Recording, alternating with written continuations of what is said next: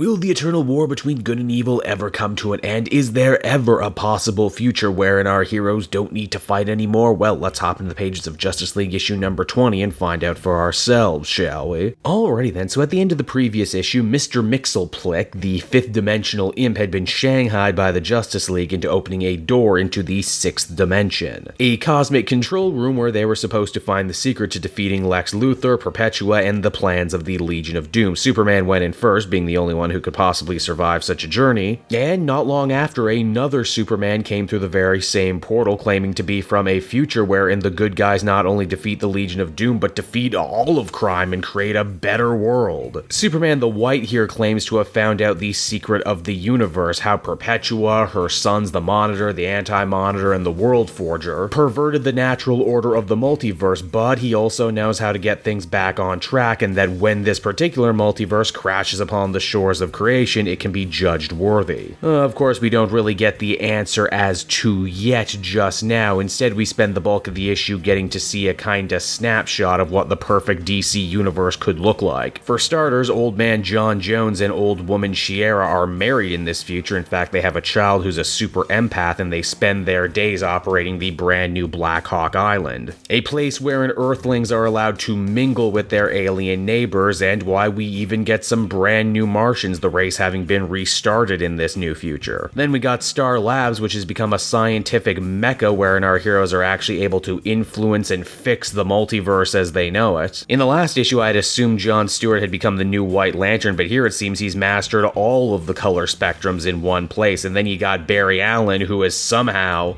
gained such mastery over the Speed Force, he, Wally West, and Jay Garrick are all able to exist at the same time. He's also mastered the Slow Force, which has unlocked a whole new layer of his powers. But the wonders don't stop there, for you see, we check on in with Diana, who returns to her older self to Themyscira, where a new generation of Amazons, including some heroines you may have heard of, have managed to see some amazing cultural breakthroughs while working on a universal language for everyone to share, essentially taking Wonder Woman's own message of truth and turning it all the way up to 11. Yep, it's safe to say that all the heroes are pretty damn impressed about what they could potentially achieve in the future. The only outlier, though, should come as no surprise, and it's Batman. He sees a clean, shiny, utopian Gotham City and instantly doesn't trust it. In fact, he doesn't even trust the Batman of this world, who is revealed to be Dick Grayson. It seems that Bruce paid the ultimate price in trying to pave the way for this new future. His only question is, where are all the costumed supervillains? Where are all the regular criminals, for that matter? You just don't defeat crime overnight, not without changing the very basis of human nature. And if you did, well, that's pretty terrifying in and of itself, isn't it? In fact, everything about this world, as beautiful as it is, seems slightly wrong, slightly off. Why, even the little Martian Manhunter Jr. seems to agree and tries to warn the younger version of his parents of the dark secret of this world, and you just know there has to be a dark secret, right? It's at this point, too, we're reminded what actually happened to our Superman. He walked through the door, but he didn't walk into some amazing future or cosmic control room. He walked into a dark void with no sun, a place where he's slowly losing his powers. And a place that, as the comic ends, he's actually visited by Superman the White, who says that they need to have themselves a little talk. Ooh, and the plot thickens. And so that was Justice League issue number 20, everybody, and I gotta say, I'm impressed with what Scott Snyder does here. We've seen a lot of Justice League stories that start off with very similar premises. The Justice League meets versions of themselves from the future or another universe. They seem too good to be true, and usually are. My first thought was actually that episode of the Justice League cartoon series, A Better World. The only difference is that the crime syndicate was outwardly evil right from the get-go, and here the sinisterness of this future alternate Justice League kind of sneaks up on you. From an artistic standpoint, these truly are some really well-developed ideas of where the Justice Leaguers could look in 30 years. How their powers and personalities could evolve. I even like the idea of setting up Martian Manhunter and Hawkwoman to be a couple. Ultimately, this issue is a lot more questions than answers, but there's some really satisfying questions, and I'm sure we're going to get those answers sooner rather than later. I would give this one an 8.5 out of 10. Really fun stuff.